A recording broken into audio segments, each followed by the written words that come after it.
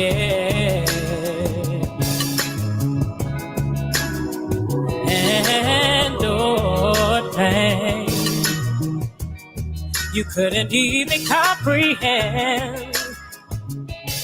Yeah.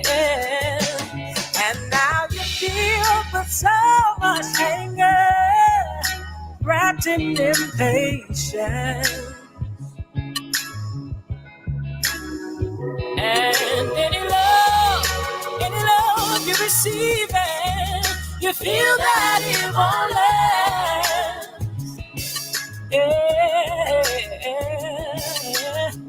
You will never decide to carry all that, punishing yourself to keep it all back. You can't go through life with all this bleeding. Everything you need is found in your feelings.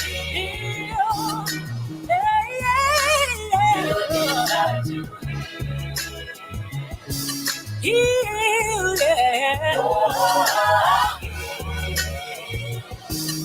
You deserve to heal.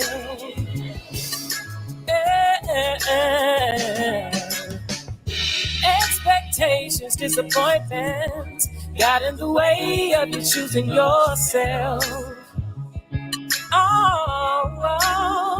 And all your assumptions make you shut down. Your mind processes everything as bad. Yeah. When you lose, the worthiness is in question, and you begin to spiral down. They silence your voice and made you feel small. And now you feel you have no power.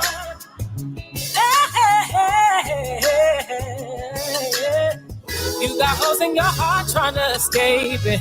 Numb yourself from the pain, but you're missing. Stay your fear in the place you need the darkness. Everything you need is more than your healing.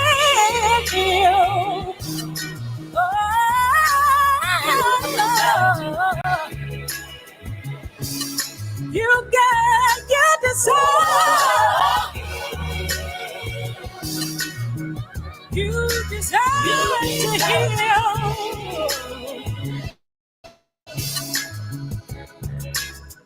You don't have to feel captive, all because you survive. Stand on your boundaries. You deserve a peaceful life. This is the beginning.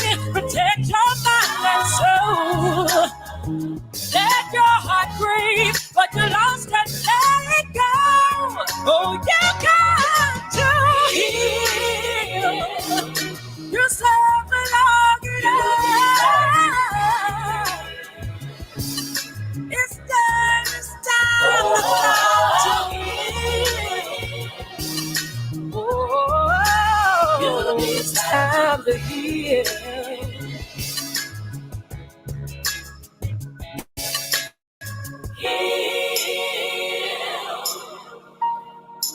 You deserve to heal. Oh, heal. You deserve to heal.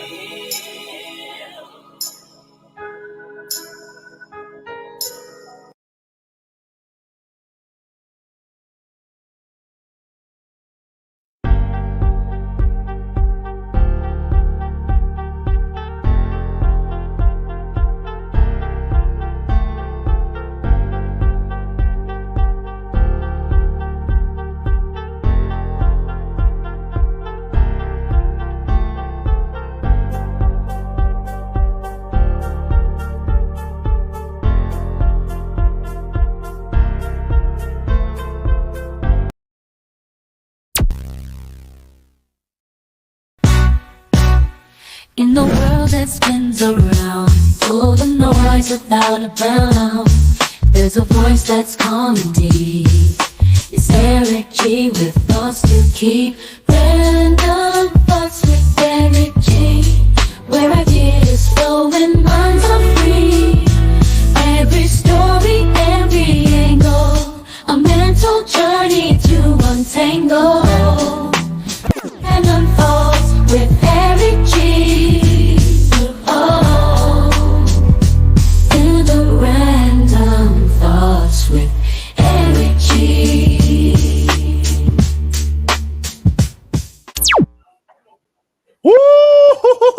I'm back, y'all. I'm back, y'all. How y'all doing? How y'all feeling? What's popping? Yo, this is your little big brother Eric G, and I'm back at it again 2 times in one day. I do this.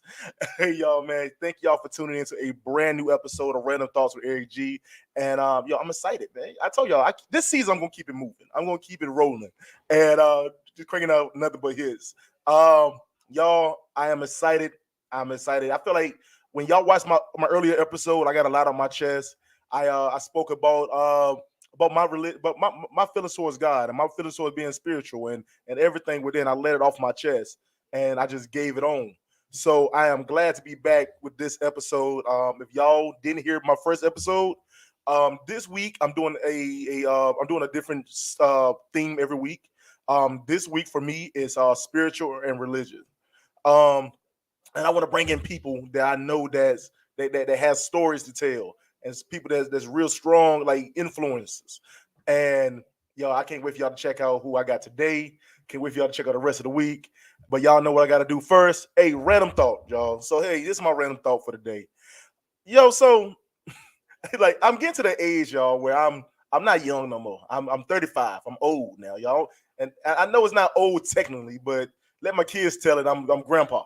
So I'm getting to the age where I don't listen to the same type of music no more. I'm not into that hood stuff no more. If you in North Carolina, I'm listening to Foxy in my car. Foxy 107, 104 is jamming in my car. if y'all want to know. So that's the old school channel. And I'm sitting there listening to it one day, and I'm thinking in my head, man, like you got the Quiet Storm playing and all that, and if you down in the South, so Quiet Storm sounds like, hey, what's going on, everybody? This is the Quiet Storm, man. Tuck yourself in tight with your young lady and listen to the smooth stylings of Teddy Pendergrass, Anita Baker, and Tevin Campbell. And and in my head, I'm thinking to myself, like, how does this sound in New York? Like, I feel like it'd be a whole different. I always want to do, like, do New York have a Quiet Storm? Like, and how would it sound in New York? Hey yo, it'd be, hey yo B, listen. Hey yo B, yo grab Shorty, yo, and hold her tight. You know what I'm saying? If a clown try to say something, you smack him in the mouth. You know what I'm saying? Hey yo, so yo, hey yo, grab him tight. You know what I'm saying? We're gonna listen to that to the hood classics. You know what I'm saying? Yo, Biggie, DMX. Hey, yo, that's just in my head. I'm just thinking. That's just my random thought. Hey yo, all right, that's it. Look, y'all know I gotta play around. I got comments already. Hold on, see what I got. Oh, Lady Sam's already in the. Hold on a second. Lady Sam says, please like and share. Please, y'all. Please like and share. This is gonna be a great story tonight. I can't wait for y'all to check this out. And how you doing, Miss Sam? Like this the representative right here now. She's the representative. She's the one. She gonna get everything in order, y'all. So this episode, y'all, I have a friend, man, I'm glad to call him a friend. He don't know this, but he's a mentor to me. I watched him over the last like few years since me and my wife been together, and him and his wife, and I able to like learn from them, man, and watch them grow in their business. And like these are the most fashionable people I ever met in my life, y'all. They they keep it clean. Hey, but watch this young brother. I'm gonna call it young brother. This young brother grow and in his religion and his connection to God and him being a pastor in his church. Oh man, so I'm happy to see him. We had him on the show back in season 3. Season 3, episode 8 was the couples episode. Matter of fact, this season 7, episode 8. So we got a connection, y'all. All right, but we had him on the show last season. And this brother right here got a story to tell. I want to dive into his story and what brought him from the mean streets of Queens all the way to the pulpit in North Carolina. Yo, so let me bring on my good brother. Yo, this talented man right here. Yo, Pastor. He calls himself James. So I'm not gonna say it. Pastor Jimmy, come on to the stage, bro. What's going on, man? Peace and blessings, man. Thank you for having me on this evening, man. Always. I deserve such an introduction, man. Oh, you do. You deserve way more than that, brother. Way more. How you feeling? I'm great, man. I'm great. God is great. And, I'm still here kicking, still have an opportunity to to live our purpose, man. And that's what it's about today, man. So I'm glad to be here with you, most definitely. Always, man. You know what? It don't matter when I see you and your wife, you're always being like positive, man. And I love that. I love that y'all you like you welcome me and my wife, and I'm always going to give you the best, man, the utmost. You know what I'm saying? So, I before we get into the discussion today, would you like to introduce yourself to everybody who don't know who you are? Because I think everybody should. Absolutely. Well, I am James Sam. Some people know me as Jimmy. I'm the pastor of J Sam Ministries here in Raleigh. I'm married to a wonderful and beautiful wife, LaShawn Sam. I'm a father of 4 kids, and I'm the granddad Come of. on. So I, yeah, man. Yeah, yeah. So I had to let me digress real quick. I still feel young in this skin, so they don't call me granddad; they call me Granddaddy Lightning because I'm still on fire. And so we got to make sure that I still got that spunk, I still got the spring of life in me, and so Mhm. that's it, man. That's it in totality. If we just want to give just a quick synopsis of who I am, that's it in a nutshell. Hey man, I love that, man. I love that. You know what I'm saying? And again, I'm gonna shout out to you and your lovely wife, man. Miss LaShawn. Let me tell y'all, the shoe killer, the shoe game killer. That's what I call her. She got it locked down. Man, yo, so we're gonna get into this into why you here, because I know that I've been actually been I think your wife reached out to me probably like a couple years ago, and she was like, "Yo, you need to talk about Jimmy." And I'm like, you know what? I need to talk about Jimmy. but and I said, and like I said, you do have a great story, and we got a chance to touch it when we did the couples night, Yes, and we talked about it. Like I said, you grew up in Queens, right? that's correct. Grew up in Queens, um, Ozone Park, Queens. Grew up there. And life was something. Yeah, Queens it is. Oh man, so because I know you and your wife been together with 35 years this year, right? Absolutely, yes. Yeah, shout out to the 1989 because that's where I'm at. Anyway, but great year. It was a great year. I was there. But hey, so let's take us back into your story. Who Yes. was Jimmy back in the 80s, man? Who was Um, you? How was what was your upbringing? well, growing up in Queens, we grew up in a middle class neighborhood, middle class area. Um, I was the normal kid. I was a little bit rambunctious, a little bit more daring than the rest of my friends. But we grew up in what we call the South Side. The South Mm, Side was that neighborhood that, like I said, middle class. Everything was, working families and so on and so forth. So life was good. I went to August Martin High School. You mhm, know, and early on life was good. Like just like every other young child, we played outside and did the things that we usually do, and so on mhm, and so forth. And that was good. I think things kind of changed. I've kind of evolved. I'll say probably in my early teens. That's when I mhm, started to really um, see the world in a different light. mm. So when you say about different light, because I think a lot of people don't understand that though a lot of things that kids do, and I'm having this conversation with my son now, especially my youngest son, because you always feel like they trying to run out there quicker than they need to. Right. So what was that experience for you? Because I know when we talked last time, you was telling about you did have that background, you from the streets and people around you. So what was that part like? Did you get in like did you was you able to be in? I'm saying this right. Did you get influenced by things, or was you able to, or you just seen what your neighborhood was and like I'm just gonna jump in and have fun? Well, I think earlier on, as I started getting to my early teens, somewhere around there, probably even before then, I started to see things through a different lens. As I said, I came up in a middle class area. It was, working class and so on and so forth. And, everyone lived in homes and they had cars and they worked and so on and so forth.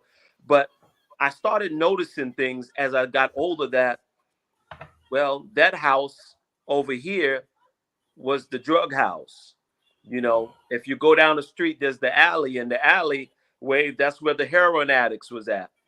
And so that it kind of exposed me and let me know that even though we were in this closed off area, to say, there was still things going on.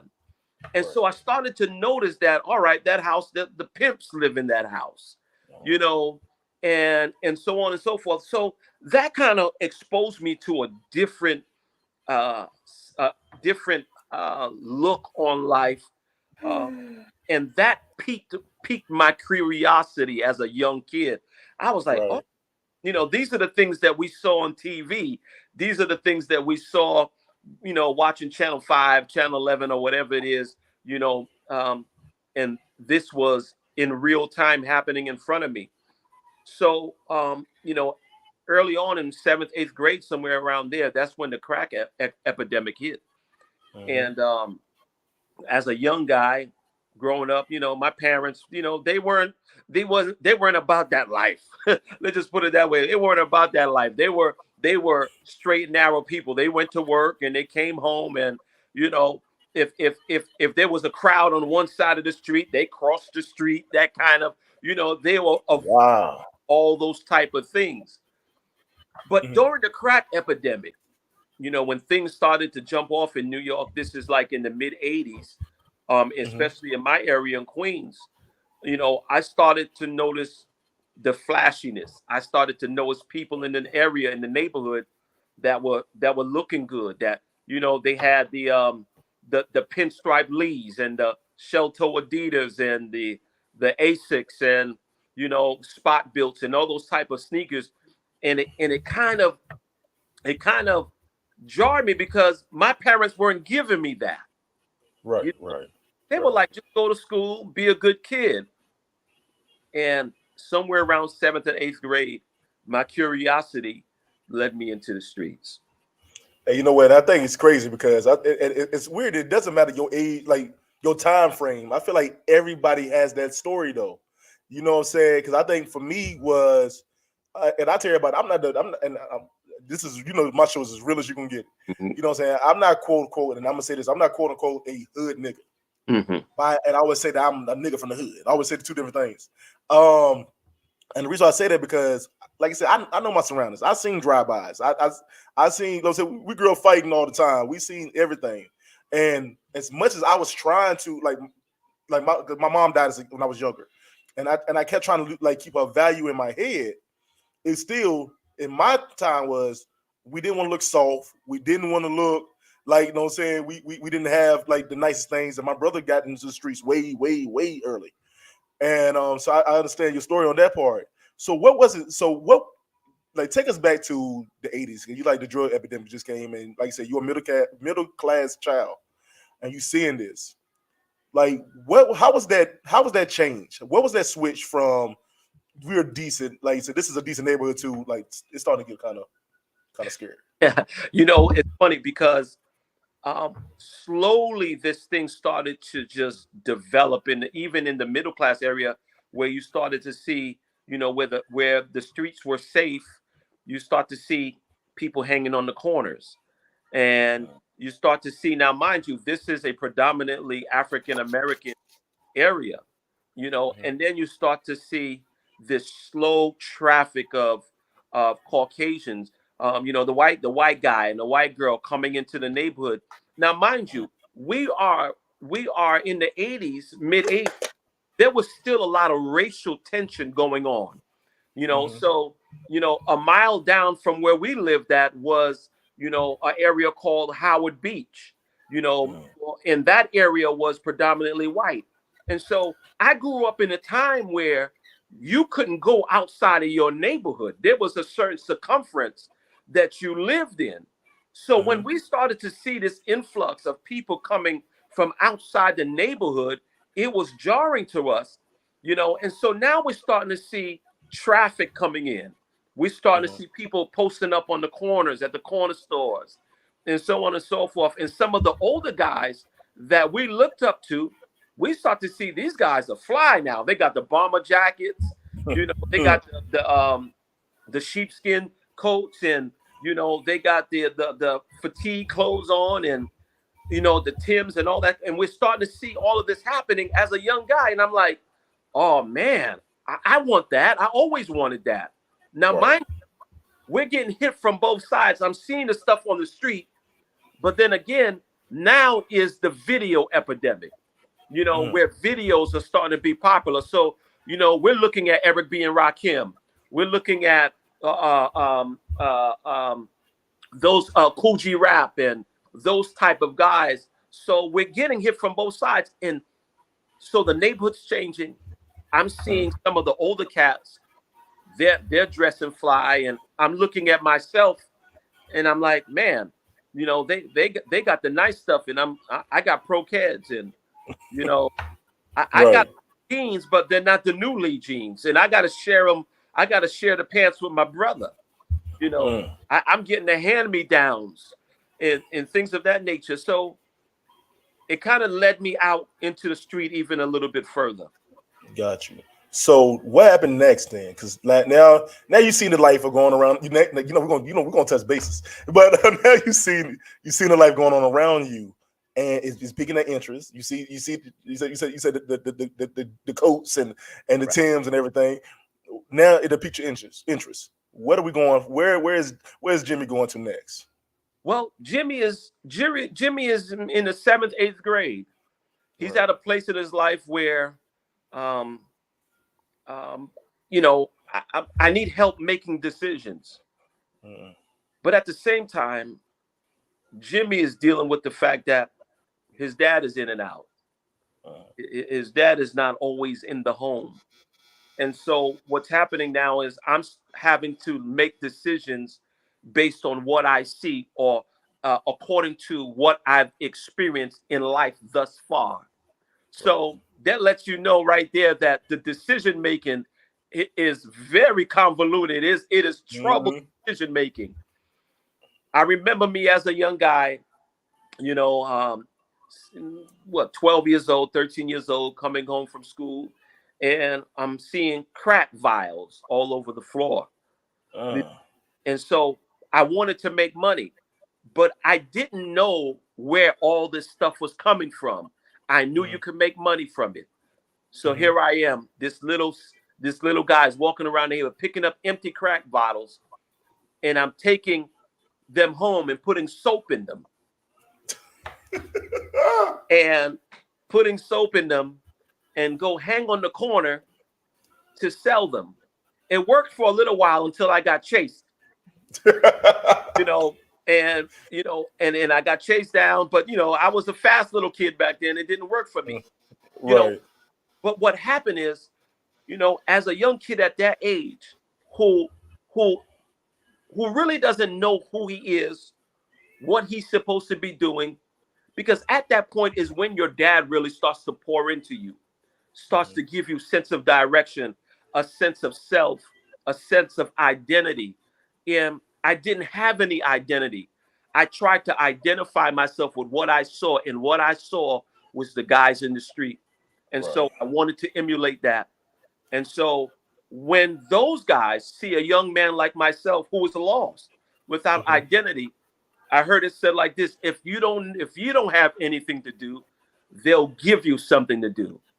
And so now I became their drug dealer at that young, ripe age, because one, they knew that if I got caught by the police, they're going to let me go. They're going to overlook a little kid like me, because I don't look like them. I don't dress like them, but I'm the one that's making the money and bringing the money to them. And so I started that life at that young age. And it really started to develop on me, because the deeper I got into it, the more I saw that the rabbit hole goes deeper and deeper. And one thing I'm gonna say this right here too, man. And like I said earlier, it's crazy that this does not change, man. No. It's crazy. It doesn't change. It still goes on to this day. I mean, like a lot of people, I don't know, a lot of people know that. Like I said, I had a mentoring organization. The Green Roads Foundation, which I ran from 2013 to 2020. And I worked with so many kids. and you'll be surprised, man. It was weird because I always think was my thing was I can give you the firsthand basics of what's going on in the streets. I want to let you know because when we were kids, we had like we call it the old we call it the old cat in the streets. He'd be like, "Yo, man, look, man, you don't need, get your go home. You don't need to be around this." Right. We had that, and my thing was I felt like the kids like that was coming up when I seen what didn't have that. The other thing was they had the guys like, "Look, well, come on, sell for me, man. I got you." You know what I'm saying? Oh, you want to feel like a big dude? Come on, smoke with me. I'll make you feel good. You know what I'm saying? Or you know what I'm saying? Run this package for me, and I'll give you a little couple dollars to make you feel good. And I remember that I was having this conversation with one of the kids, and I'll never forget it. They was in the 3rd grade, I think. They was in the 3rd grade. And I remember we was talking, and he was telling me about his big homies, you know what I'm saying? And how, the principal already told me that they know he smoked weed. Yeah. And I was like, okay, all right, cool, let me talk to him. The thing was, I knew what his big homies was personally. Like, and in my head, I'm like, these niggas are soft. but in my head, when he was telling me the story about how, like, yeah, man, they ride for me, and I ride for them, and blah blah blah blah. And as you was telling me, I was thinking about him. I'm like, he was going down that same path. Yeah, you know what I'm saying. And it was, you knew what was going to happen. I knew what was going to happen. I seen it. I seen, like I said, he'll come to school high. Yeah, and you were 8, 9 years old. I'm like, come on, man. So I just thought about it. It just made me want to go choke somebody out. But anyway, but going back to so like you said, they see you as more as a clean cut kid. That okay, cool. If we let him do it, if we let him hang with us, we can make our money. The police will let him go. Right. So how deep did this rabbit hole get for you? Well, for me, it got extremely deep because from that point, I got to a point where I didn't want to make them money any longer. I wanted to make money for myself. And so I had to seek out and find out where are these guys getting this stuff from. And of course, as you start to look a little bit deeper, you find out that the person next door to you is the one that got the package. The guy that that you see every day that doesn't look like the typical drug dealer. He's the guy with the bag. And so I end up connecting with some of these guys. But at the same time, for me, the neighborhood wasn't enough because, even though I was out there, I was brought up with morals and standards. I had morals and standards. I did not want to make my family look bad, And so what I started to do is I said, I got to go out of the neighborhood. So this way I can do it and no one knows what I'm doing. In other words, I was living a double life. Right. On the block, I was Jimmy. When I was on the block, I was Jay Boogie. I was a totally different person. And so, but in my neighborhood, there in around my neighborhood, there were big names that were ringing bells. There was the Supreme and Supreme Team and all these type of people that we looked up to as little people. These were the big guys. There were guys, that we heard of from Uptown, Alpo, and all these type of people that we heard of. And that's what we were, that was our goal. And so, I started going on the block and I started hustling. First, I started hustling for a guy by the name of, I'll leave him anonymous. All right. And so, and because of that, it introduced me to a totally different spectrum. I was no longer a kid on the block, but I was a kid that was being brought in front of the Colombians. I was a kid that was being brought in front of back then the Dominicans, because the guy that I was selling for, he would take me along with him to meet his connects.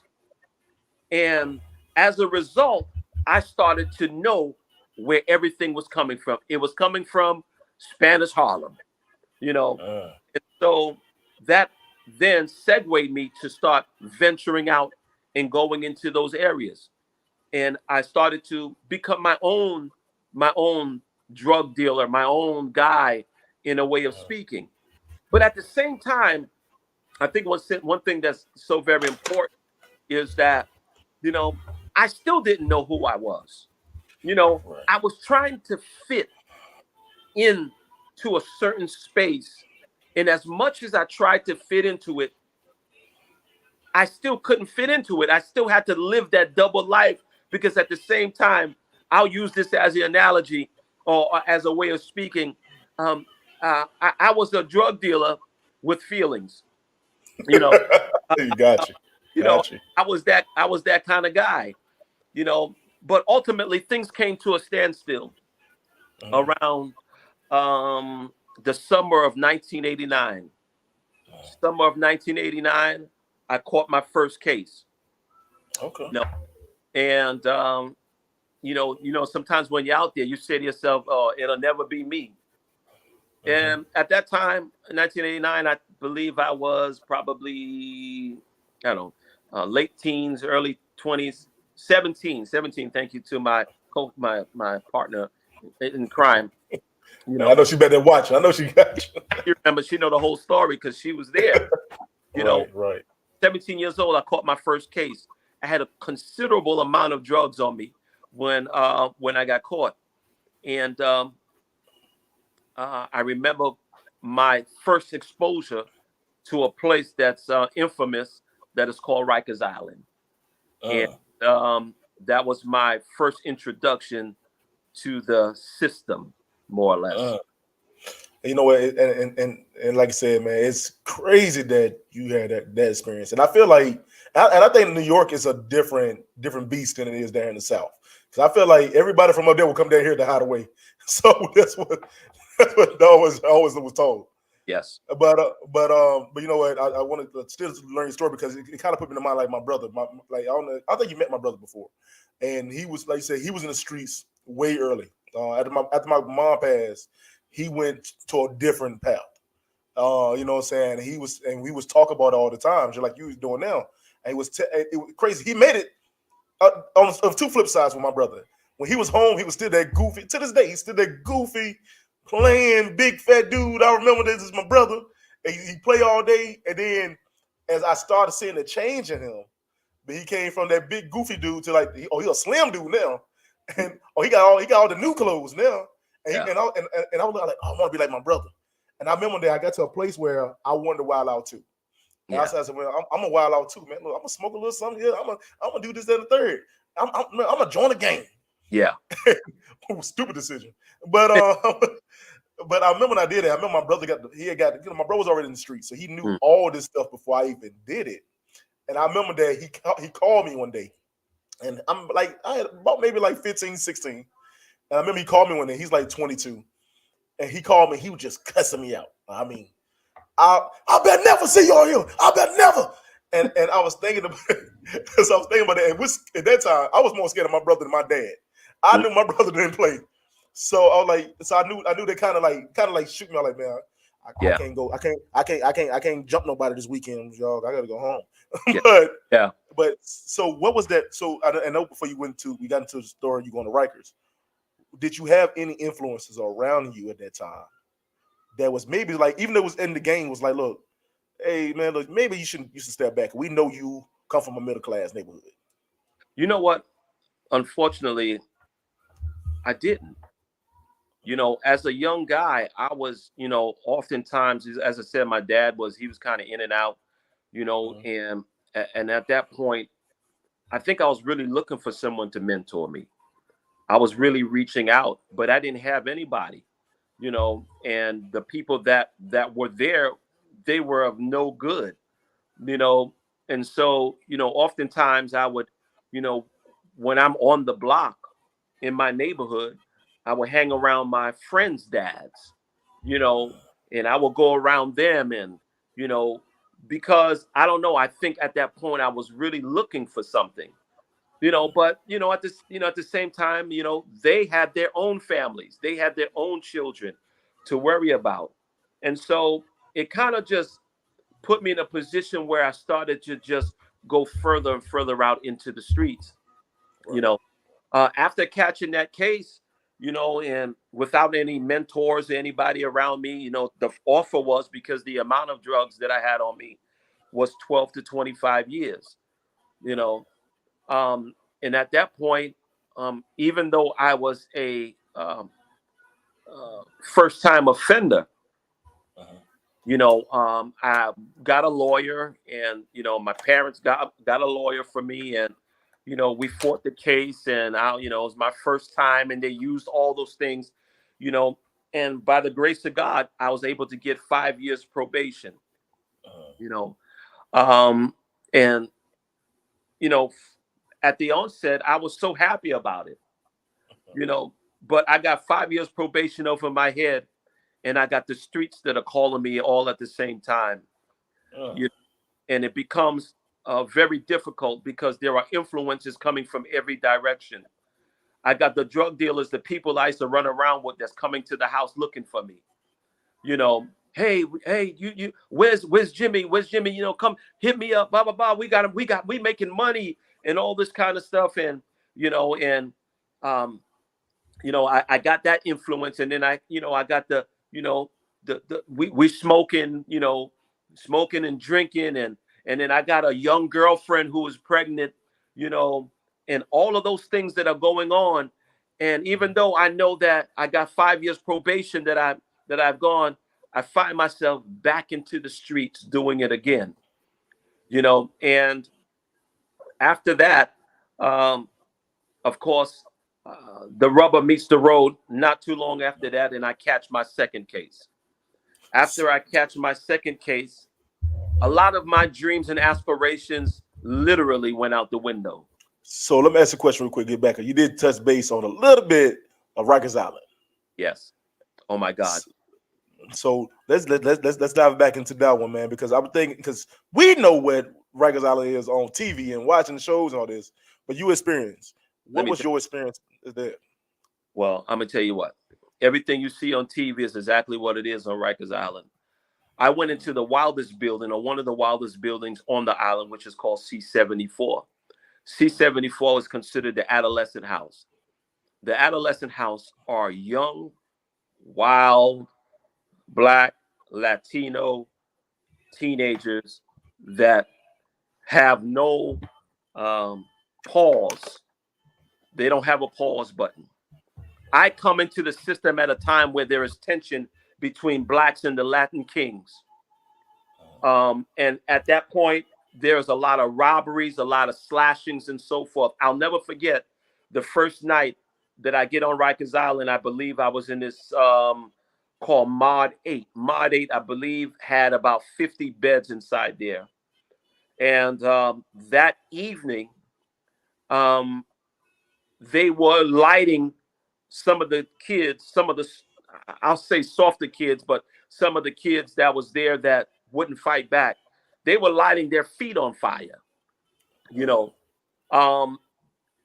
next morning, they transferred me to another unit, which was 4 lower. 4 lower, which was cells and so on and so forth. And I stayed there. But, that was at that point, at that time, was when we hear the gang called the Bloods. That's when the Bloods started to form in New York City and Rikers Island around that time. So I could just give you a snapshot of what it is, where a young man like myself, who is Black, who's coming into a prison or jail, which is predominantly run by by Spanish guys, who are taking advantage of the Black guys who was coming in because we didn't have the numbers. Right. And then now the gangs Bloods start to form as a means of protection.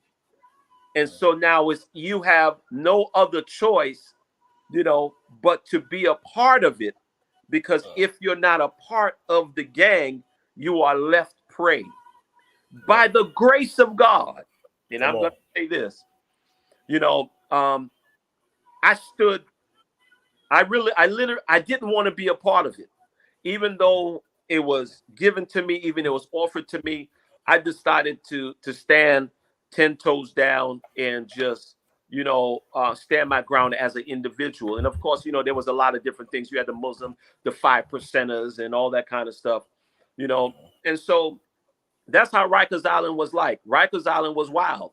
I remember getting on Rikers Island and having to fight for my sneakers, because when you come in, I got, of course, I'm a drug dealer. I'm hustling. I got the freshest of the freshest on. So when I'm coming in crispy, and getting into Rikers Island and someone trying to take my sneakers and had to literally go blow for blow to keep what I had. Fortunately, good thing for me is that when I got on the island, there was a lot of my people that was already there. You know what I'm saying? So I was able to connect with other people from the South Side who knew me, who knew what I was about, knew my people, and so on and so forth. And so things were good. But as I left Rikers Island, the second time, got back out into the street, and I eventually had to do some time behind all the things, my shenanigans. And so my first sentence at that time was 1.5 to 3 years. Okay. In state prison. And that in itself is a doozy. Hey, man, you know what, man? And I'm glad you're telling this story, too, because I think that a lot of kids out here, they see the glitz and glamour of the streets. And I think people don't understand that. A lot of kids see what they think that it is. You know what I'm saying? You see the money, you see the women, you see the party, you see everything. But I don't think nobody ever tells these kids the real what's going on behind the scenes until it's too late. And I'm glad that you were able to share your part. And like I said, I love the fact is that we're able to tell the story that it's nothing changed. That these kids are still seeing this. I'm gonna keep. This is kind of like the theme, the underlying topic of what I'm saying. That we're going back from the 80s, early 90s, and we're talking about 2024.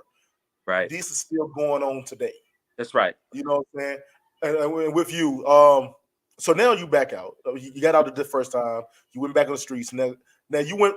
I think your circumstances are different now, right? You're no longer the young man is attracted to the glitz of it. Now you're like, I got a support system. I got support now. Right. I'm a totally different individual in the game at this point. I'm educated. I'm seasoned more or less. But I catch my second case, which brings me 1.5 to 3 years. Unfortunately, at that time, I got a little girl. I'm with my then girlfriend, and I got to say bye-bye. And I'm sent upstate New York. I'm sent to one of the worst prisons in the system called Elmira Correctional Facility, otherwise called Gladiator School. So all the adolescents that leave Rikers Island go to Elmira, the state prison, which is absolutely buck wild.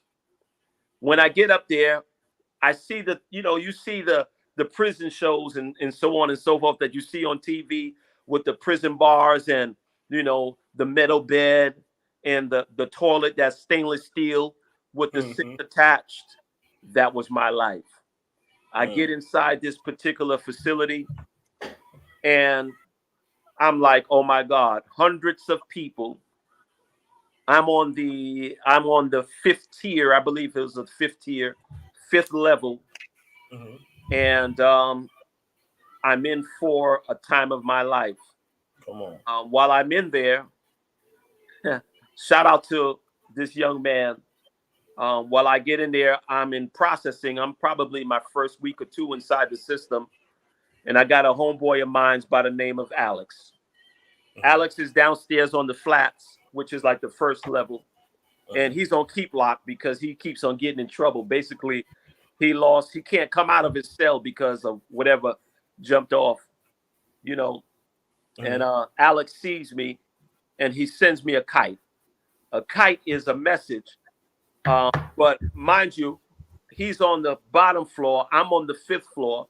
I'm in my cell. He's in his cell. But when you're in the prison system, you learn how to communicate with the people around you. You do what is called a kite. A kite is a piece of paper that's attached to a string.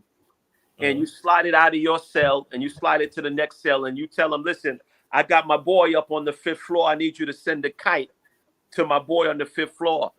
And so he sends me a kite with the letter saying, hey, man, hope you're good. I know you're just getting in here. You know, when you're first coming into the system, you don't have anything.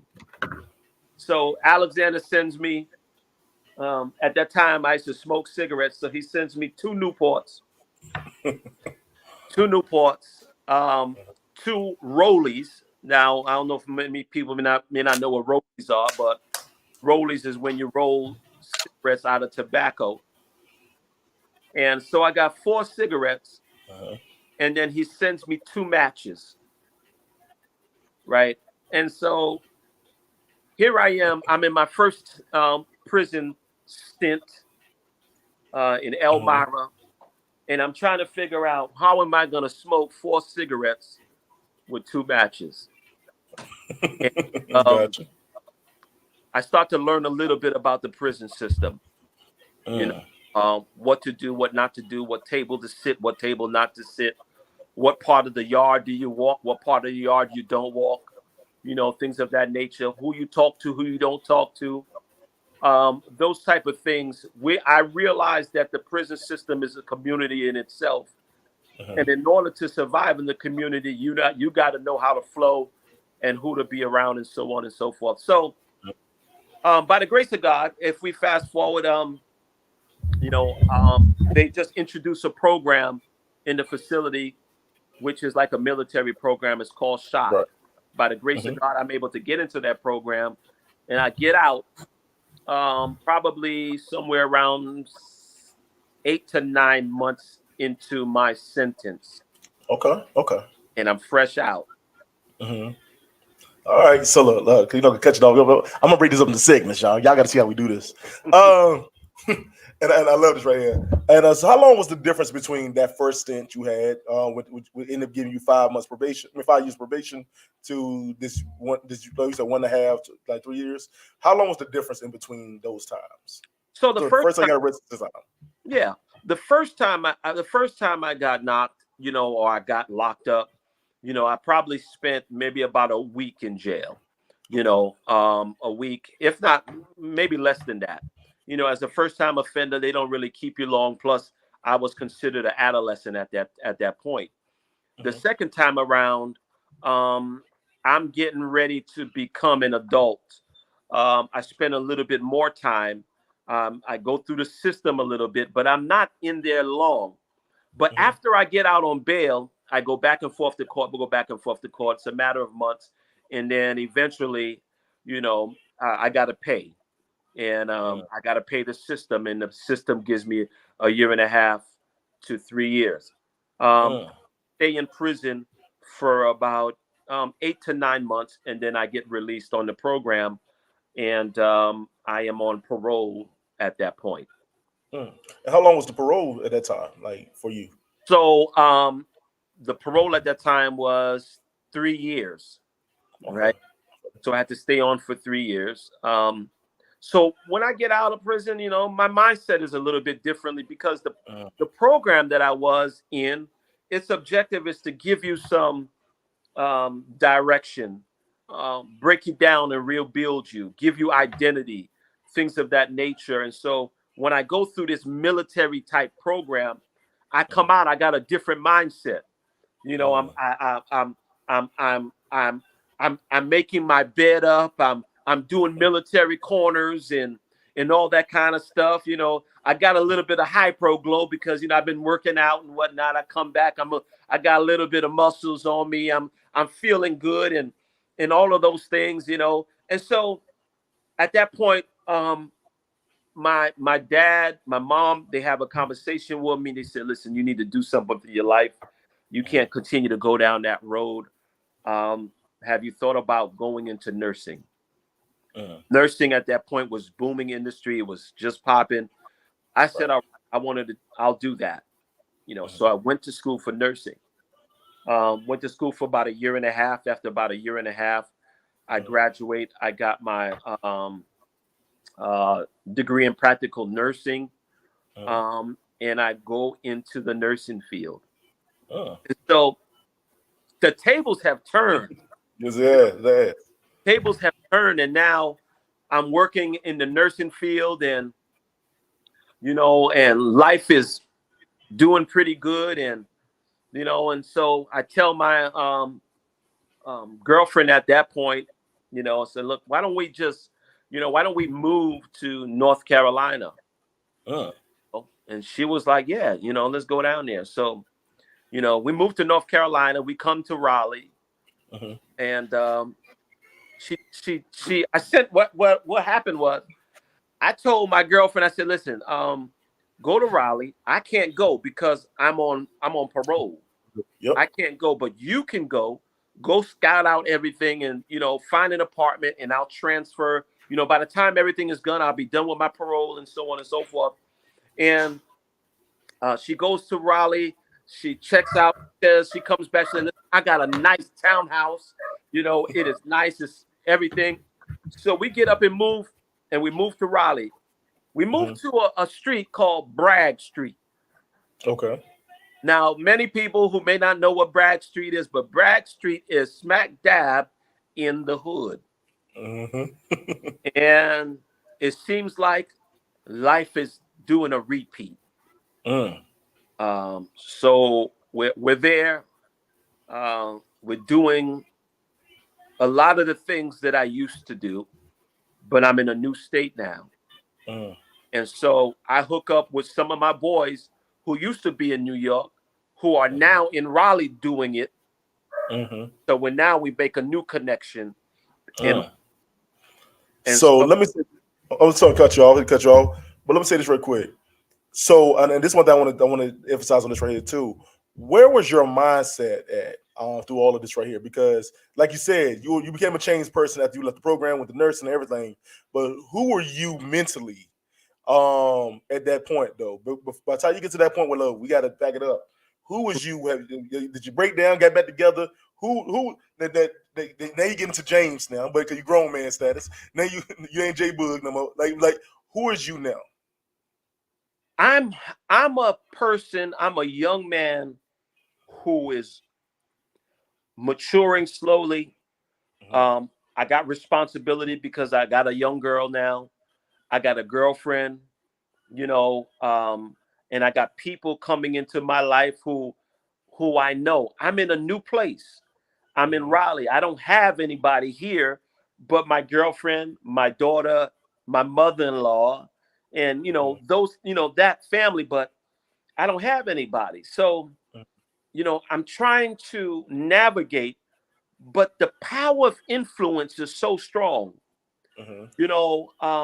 and the money was so good. And, and the truth about it is, at that point in Raleigh, there was a lot of money to be made. And so here I am hooking up with some of my old comrades from New York who are down south now, who are getting the bag. And they pull me in again. So how do we get pulled in now? Now we down here, and we went from the big city to the country. So how we pulled back in? Where we at? So this is how I get pulled back in. It starts off really slow. They're coming around. My house was the hangout place.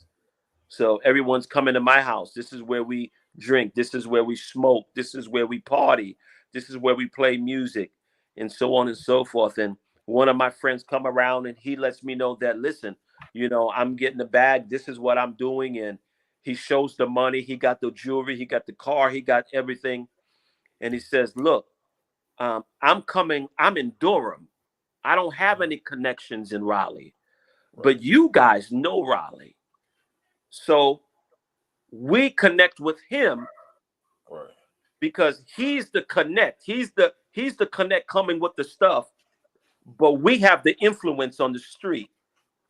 And so I get drawn back in again because of the money. The money draws me back in. The life draws me back in. Now I'm going to say something. I think one thing that needs to be abundantly clear is that, when you're living that life, it's good until it's bad. And that's the truth about it. When we were in our sin, when we were in our stuff, we loved what we did. You know, I loved going on in the streets and making a couple of $1,000 and going to the club and popping bottles and doing those type of things. You know, your name being known. You know, when people in the neighborhood knows who you are and what you're doing, that says something that resonates with you. You know, so I just wasn't just anybody. I was somebody that people knew. And so when that starts to happen, you know, it draws you more and deeper into the life, you know. But even though one day, you know, we had a little neighborhood that we had things going on. We had a neighborhood that we came into, you know, because honestly, the guys down here didn't like us because we were from New York. Yeah. So we come in, we got a team. So we take over a block, and I'll never forget this. It's about 2 o'clock in the morning. We've been out hustling all day. We coming home. We go to my house. We on Bragg Street, and as soon as we pull up, we go inside the house. We're in my living room, and we're doing what we do at late in the midnight hour. You know, we all get, and all of a sudden they start shooting up my house. You know, so my house gets shot up. You know, we jump behind the couches and we flip the couches over and everything. We can't get to our guns, our weapons, because we stash everything just in case things happen to go down. You know, so by the time the shooting stops and we go get our stuff to go find these characters, they're already gone. And that's when I realized that I'm really putting my family, my girlfriend, my child in harm's way. And I decided at that point that I got to make a change. You know, it's one thing to put myself in harm's way, but it's another thing to put my family in harm's way. So we get up.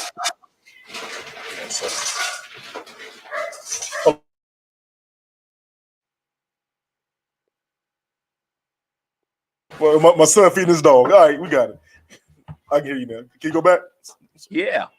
Okay, go ahead. I'm sorry. So we move out of the neighborhood, you know, but I want, you know, my mind at that point, remember, I'm a young guy. I'm still moving fast. I'm in the streets. North Carolina for me at that point is too slow. So me and my wife, we decide that we're going to go back to New York. So we go back to New York. And hold on. Before we go back home, because I you know there's a lot going on. But hey, and I remember during we had our last interview together with you and your wife, and I remember she was like at that time we getting close to, I think we should be in the mid 90s now. That's correct. So I remember she was talking about towards that time. That's when she was starting to make that change. Were you starting to notice that change too? Well, actually, the change started happening a little bit later than that. So in the late 90s, that's when her change started to make, you know, but this right now, we're in the mid 90s. We're about 93, 94. Gotcha. And we go back to New York because I'm in a New York state of mind. I'm still moving fast. I'm thinking fast. I'm doing things. I go back to New York and, you know, I get back in the game. I'm back in the game in New York. And, you know, but now I'm a grown man. My mindset is totally different. I'm not thinking about the little guy. I'm not thinking about that. I'm thinking about doing things on a totally different scale. And, you know, long story short, I catch another case. Come on. I mean, hold on, the dad and big brother and me finna jump out. Yeah. But no, I understand. Trust me, you know, I've seen it so many times, man, and that's crazy. I mean, like, so from the shootout, man. So was it any point during that time, especially in the shootout part, was you're like, man, maybe I need to stop this. Maybe I should change my mind. Well, yeah, after I caught that last case, that's when it's like, you know, I have no choice but to start to change things, because at this point, I'm starting to hear that with the amount of with my kind of record, I'm looking at what they call football numbers. Mm. You're a three-time felon. You all of these things, and I realized that I got to make a change. But now I got to do some time. Right. Got to do time. So now my mind has to change because I'm getting to go into a different element.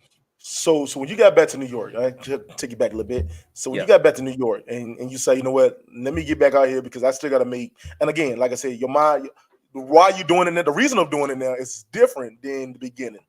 You know what I'm saying? You had a whole different reason now. Yeah. So you got back to New York. So did you get back? You got back with the same crew you had up here, up there at the time? Different crew. Okay. Different crew. This crew is different. The other crew I had was, they were calm. These guys are a little bit different. There's these guys are violent. These guys are I'll just say totally different crew. Uh, there's been times when around these type of characters that even myself, even though I was part of the team, I was even afraid at certain points, or very cautious about around the people that I was. And these are my boys. These are people that we're in the street with, Right. but I can't even trust them. And so, the element has changed because I'm in a deeper part of the rabbit hole. This is where you see the stories about you see New Jack City and Paid in Full and all these type of things. I'm introduced to a different type of element. In other words, this type of demonic activity is different. Come on. It's on a totally different level. I'm seeing violence, witnessing violence, and the like on a totally different scale. And so the mindset of Jimmy is different, and so, and at the same time, my desire and my want is different. My girlfriend at the time, we moved to Harlem. Okay. So I moved to Harlem. We're up in Harlem. I'm doing my dirt in Queens. As they say, don't do your dirt where you live. Yeah, where you sleep. Yeah, I know. So we're living in Harlem. So while we're in Harlem, I'm introduced to a different type of element. There's this guy that is one of my girlfriend's cousin's boyfriend. He's doing it big, and I want to hook up with him because I want to be where the big things are happening, and I want to hook up with him. And by the I say by the grace of God, I never got the opportunity to hook up with him because I talked to him and he said, "Look, I'm gonna come pick you up, and I'm gonna bring you to my side of town where we're doing things and so on and so forth." And that never happened because he ended up killing somebody and caught a murder charge. And so I was never able to hook up with him, And so at that point, I start to see things a little bit differently. I catch my third case. I take it down as far as I can. I tried to bluff the system and make it seem like I was going to take it to trial. I moved back down south because I wasn't going back. In other words, I'm getting ready to run. Yeah. I got 2 kids at this point. I moved back down south, and I'm living down south for a couple of years. I'm going back and forth to court, but my mind is made up that I'm not getting ready to go do this time. Right. Offer at that point is 3.5 years to 7. Minimum, I got to do 3.5 years. At the max, 7. Finally, I go to my last court date. They schedule me a date to turn myself in. I turned to my girlfriend. I said, "I'm going to do my time." And I'll never forget that day. I got on the Amtrak. kissed my girlfriend and kids goodbye, and went to New York and turned myself in to the courts. Uh-huh. And at that point, my 3.5 years start Okay. in the prison system. Got you, man. And you know what, man. And so when what was that mindset for you in that point when you like, you know what, I'm not gonna run no more. I'm just gonna just go ahead and lay it down, get it out of the way. What was you thinking at that point? Was it, did you feel at that time that, like I said, I know we talked a little bit on it. We're gonna get into it. That is God is starting to talk to you. That you starting to feel like, okay, maybe something's telling me I'm tired of doing this, right? Or the simple fact is that this is getting old. Like, because after a while, be honest with you, it gets old after a while. That Do part. you do? Yeah. It's getting old. I'm at the point where I'm a little bit older now. I'm tired of dealing with this prison scenario. Let me tell you something. Prison is no sweet thing. You know, you're always having to defend. You always got to fight. You gotta put on this certain persona. And so yeah, I'm tired of this. I'm tired of this road that I'm on. But I gotta ride this last hurrah. I gotta ride it out, and so let's do this. So I go into the system, you know, and but the funny thing is, you go into the system, I got a hustle mentality. So even when I'm in the prison system, I'm still the hustler. I'm still after the bag. I'm still after the money. I'm still after that in the system. So what happens is I get in there and I learn how to use the system to my benefit. I start to work the system. I start to make money off of the system, you know, because one thing that you don't want is to have a hard bid, you know, and I'm going to make my bid easier. And the way I'm going to make that is I'm going to become the hustle man while in prison. And so, you know, sometime later, I get out, I get out. But there's something that happens while I was in there. Yeah. I'll never forget this. One day, I used to be the prison barber, right? Okay. And I'm having a conversation with this old school cat. And the conversation starts to talk about God. And he says to me, he said, God could be anything. He said, if you want right now, God can be this flower to you if you want to. And I was like, wait, that don't make no sense. That don't make no sense. And then on this other side, I have my Muslim brother who was going to, who was in, who was in the Muslim faith, and he's trying to draw me into becoming a Muslim in Ramadan and doing all these type of things and so forth. So at that point, while I'm in prison, from what I can see now, there's this tug of war that is happening. Right.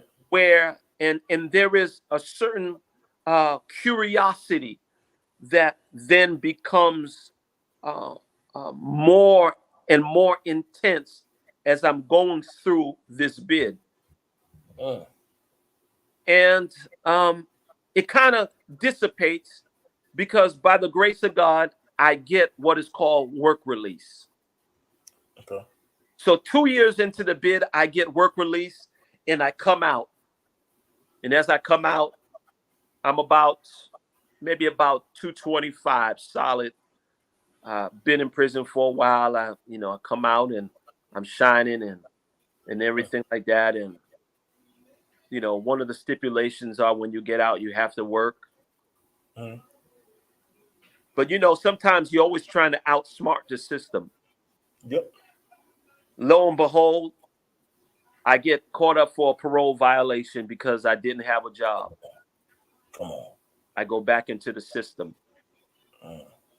So year and a half later, I complete my whole 3.5 years, and I get out of prison. When I get out of prison, me and my wife at that point decide we can't continue to do this. I realized at that point that the call and the influence in the city that I was in was too great for me to handle. You know, it was too much. It was too intense for me to deal with at that particular time. I was like Joseph in the Bible. When that woman came at him, I had to run away. And so me and my wife, we got married in the summer, September of 98. And Okay. December of 98, I got out of there. I left New York City and I put that behind me because I knew had I stayed there, the chances of me not going back into the system was very slim. Uh, and even though I was tired, even though I didn't want to do it anymore, you're dealing with a person who, one, who has a record, two, can never work in the nursing field any longer. Um, I got denials so many times for jobs. You know, it seemed like there was no longer, there was no more road for me at that particular junction. And so we left. And then my life takes a turn when I touch ground in North Carolina. So, man, I love this story, man. I love this right here. You got me. I'm hooked on it now. Um, hey, yo, but it's crazy though, because I remember having this conversation with my brother, because like I said, my brother was out there before I was, and I remember that my brother would talk to me, and we would have conversations a lot, and because he got my brother, he called me his best friend all day. We sit there, we really sit there and talk. And I remember back in I say my late teens and stuff like that. I was geared because I'm going through. I went through a little small bout of homelessness and all this other stuff, and I was at my low point. But I remember my brother told me one day, and again, my brother flashy. He's to this day, he's still flashy. Even though he's trying to get himself together, he's still flashy. But back then, I remember he was so flashy, and I'm seeing him going through trouble with women and all this other stuff. My brother had like 4 kids now. So, but I remember he told me one day, he said, "Eric, man, this ain't the life for you." And I remember he was telling me this. He said, "Man, this ain't the life for you." He said, "I know there's way more to you than trying to be this and trying to be that." He said, "Eric, you're not a street guy. This ain't for you. You don't want to deal with what I seen." Yes. And like you said, you've seen it all. You've seen it all. You've seen on both ends of. You've seen it all. And I remember he was telling me, he was like, "Eric, this ain't like you gotta. I want you to make something of your life." And at that time, and like I said, at that time, I don't want to hear it. Like you done made all this money, and you done did the third. but I never forget he told me that, man. He's an Eric, make something of yourself, man. And I remember that I felt like we had 2 different hustles. So I never forget it. My brother had a street hustle, but I know how to handle business. Like at a young age, I am the business owner. Like I can do a business. I can walk. I did factory jobs since I was 18. Yeah. And I went to the factories. I know how to work every position. In my head my mindset was, I'm going to make it a way so my brother would never have to be in the streets. Yes. So whenever, like, even though he protected me in the streets, because if I wanted to get a fight, I know he gonna fight. Right. But I knew that I said I got to make a way so my brother would never be in the streets again. Or my little sister, who at that time she had moved to Maryland, and she moved to DC, and I didn't see her no more. That was my mindset. Okay, I got to make them 2 straight. Yeah. So I said I got to clean my act up and try to be like in this world of like professional. So I know if he ever needs to get out of it, I got him. I can pull him out. Yes. So that was my thing. Was even to this day, because he working my job now, but and everybody like him more than me. But anyway, but it is what it is, man. But hold on a second, you still there? Hold on a second. I think he went out. Hold on a second. Pastor Sams, you there? I'm gonna let him go out and come on back in. But y'all, man, I am loving this story. I hope y'all loving this story right now. If y'all love it, man, please like and subscribe, share. Go to my YouTube channel, Random Thoughts with Eric G. Y'all, man, this is an amazing story, man. And like I said, this is why I wanted this good brother on my show. And he is definitely got a great story. And I'm hoping y'all are listening to it and understand this, especially the young kids. Hold on a second, the comments. It is. It's very powerful. Very powerful. Okay, he's back. All right, I know you back. All right, got you. All right. So now, like I said, let's get back into your story. So we're back. You said that you violated parole, and you had to finish up your year, and then you back. So where we are now? So I'm back. We decided to move down south, and but something happened while I was on that prison bid. Something was triggered. I didn't quite know what it was, but I knew that for some for some point that part of my life was over. Right? It was over. I felt that. Uh-huh. But I moved down south.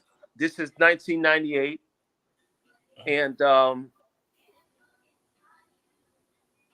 it seems like you could run from place to place, Uh-huh. but you can't run from you.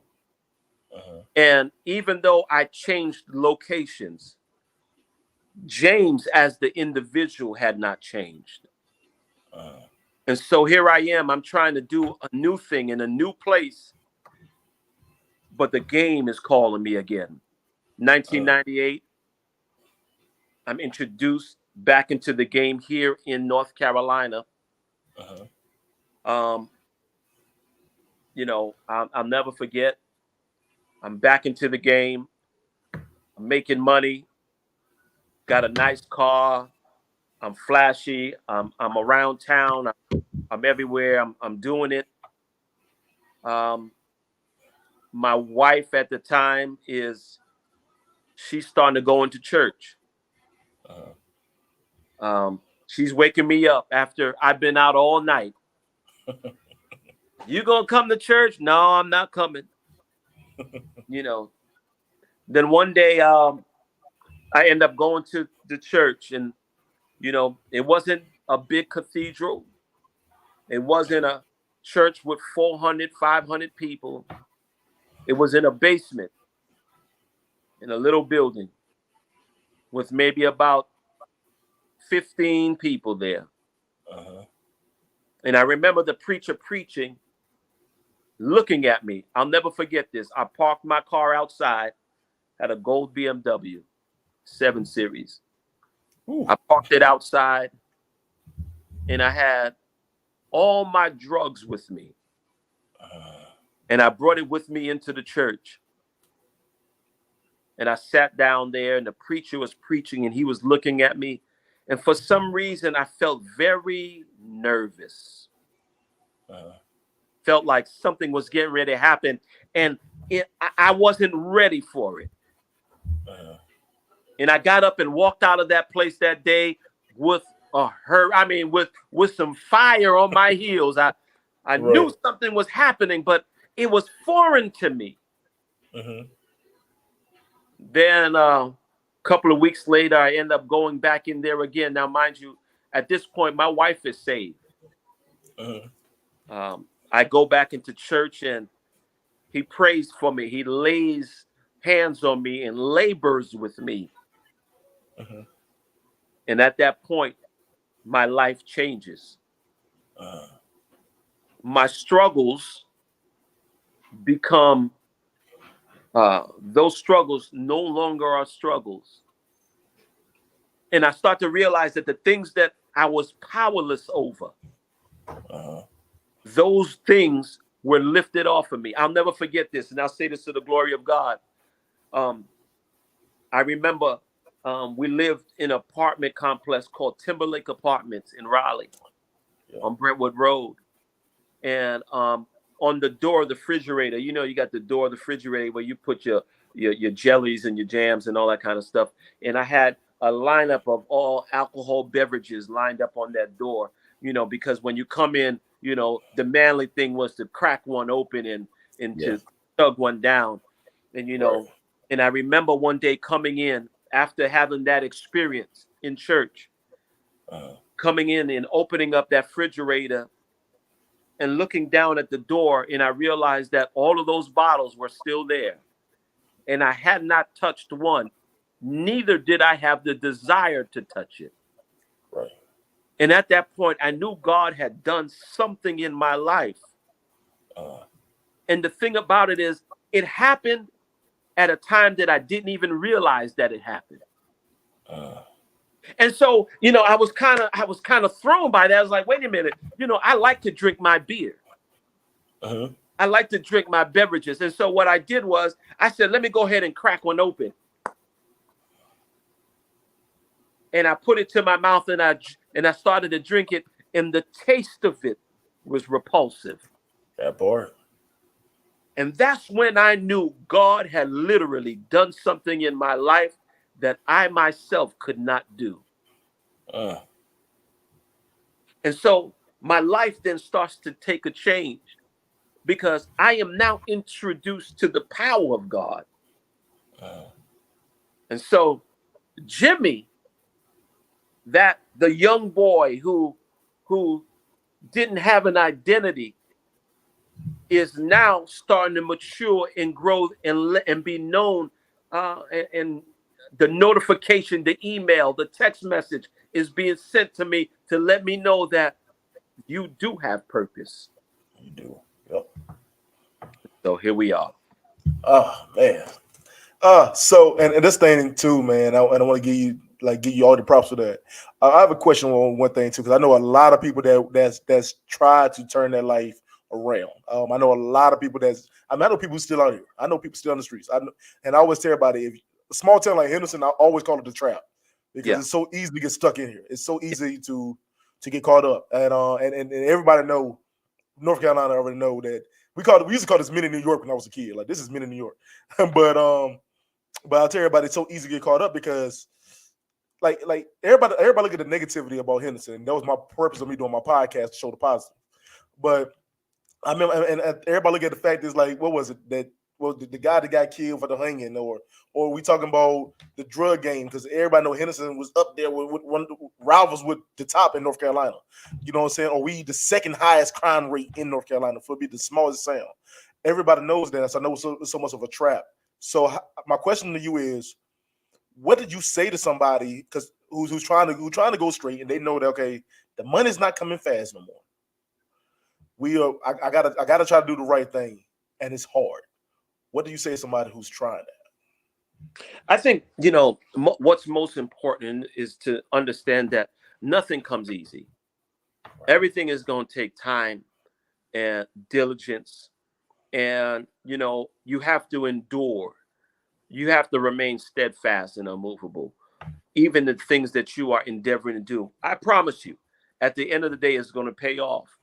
And so you got to understand that when you are coming out of a system, you have to go into a new system. And I had to leave the system of the world to go into the kingdom system. Kingdom system, if you really involve yourself and put yourself into it, you'll find that there are certain things and opportunities that will present itself. And so I want to say this to anybody who's watching this evening. No matter where you are, don't give up. Don't quit. Don't throw in the towel. You'll find that at the end of the day, the results will start to come in. And sometimes it comes in small, right? It comes in small. And even in my life, when I first started, it started off real small, but eventually things started to grow. The Bible says you got the right division. Right? So when it comes to the things that you want to do in your life, write it down on paper.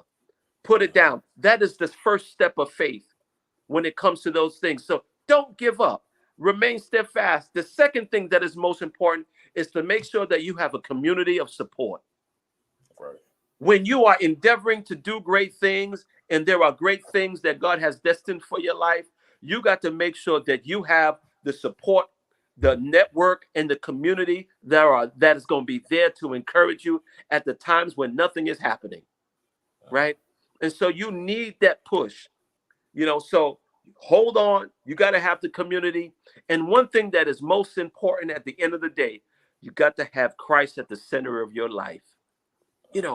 Have Christ at the center of your life, no matter where you are. I've been in God for quite a long time. You don't have to be where I am. You be where you are, right? You be where you are. And one thing about God and Christ altogether, He doesn't make it difficult. It doesn't have to be difficult. He'll meet you right where you are, and that could be your starting point. Ooh, that part right there. So, people need to hear that. I ain't gonna lie to you. I need to hear that. You know what I'm saying? And I'm gonna be honest with you, man. I tell everybody, man, because I'm trying to cut back my cussing because everybody know I go off. But I know I need that. Definitely need that. And I think everybody who's listening tonight and watching tonight, and this episode will be playing on audio around the world, so everybody get a chance to hear it. I think people need to hear that because so many times I speak to people who don't know how to turn it off, who don't know, or not even just don't know how to turn it off. They're scared of a whack when you turn it off. Yes. Because now you are not. It's like being in the military. I tell you, but it's like being in the military. Like once you're in the military, you this shooter. You know what I'm saying? Yes. But when you get in civilian life, you got to figure out how to cope, but still being a shooter. Absolutely. And I think people don't understand that. So I appreciate you saying that, like giving that testimony for them. All right, so now we get back to your story. So we're at the place now. You said it's starting to turn around, man. You don't thirst the liquor, the bills. You don't thirst that right now, and you're starting to hear something bigger than yourself. So what are we doing? The sound is getting bigger. The voice of God is getting more intense. I'm starting to not only know there is a path, but I'm starting to seek the path. And now 98, early 2000, I am in church and I'm asking God. I said, Lord, I'm at a place right now where I need you. And I can't go back because I know that if I made it out that time, that going back, I may not make it out. And so I asked God, I said, Lord, I need you to show me, where do I need to be? And I stayed in the church that I was in. And my curiosity for God continued to grow. And I really started to insert myself. I knew that in order to get from God what I wanted from God, I could not remain on the periphery of church. I could not stay outside of the fence. I had to now come into the fence. And it came at a point where I wasn't like the normal church person.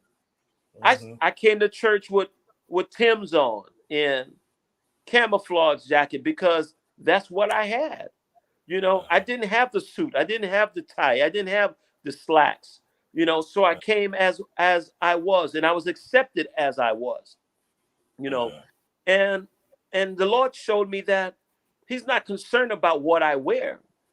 He's concerned about my heart. And so He started to work on me little by little. And as things progressed, I started to grow in church. My curiosity for God started to grow in, and then I was then exposed to the different side of church. My pastor at that time, he was a demon chaser. And, I was then exposed to how active the adversary really is. I've seen it up front, up close, and I realized that there is a fight out there, and the fight for my soul. And so church really took a different turn for me at that point. I realized that I can't go back. I got to push forward. But in order to push forward, I have to now put my foot on top of the things that were trying to get a hold of me. The Bible let me know that I'm the one in authority. And so I started to exercise that authority against the things that were working against me. Come on. And so, early on in church, one of my struggles was you have a history. You got a criminal history. You can't get a job, but God tells me I can do all things through Christ Jesus. And so what God did to me at that point, which is, it was a hard point, and I got to tell this to the glory of God. he broke me down to the very last compound. I remember losing my car. I remember losing everything that I had. And I had to go work at this place called Jiffy Lube.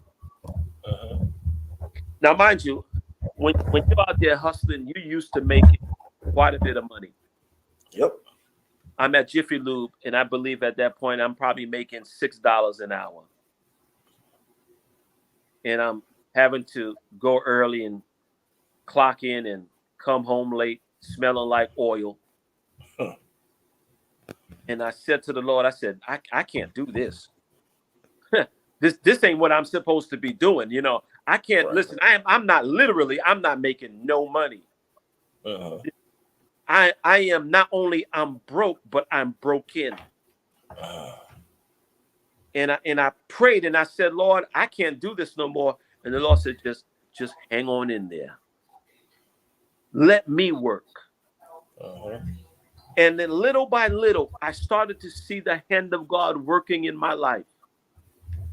I see the extension of God and the favor of God start to work in my life, where he started to open up avenues for me and opportunities for me. And I went from Jiffy Lube to driving trucks for a company who sold hardwood floors. Hardwood floors was booming then. So now we're in the early 2000s. And as I'm driving trucks, I meet a guy who is from Ukraine. His name is Boris. He teaches me how to install hardwood floors. From that point, I start working for Boris. I go from being an employee to owning my own business.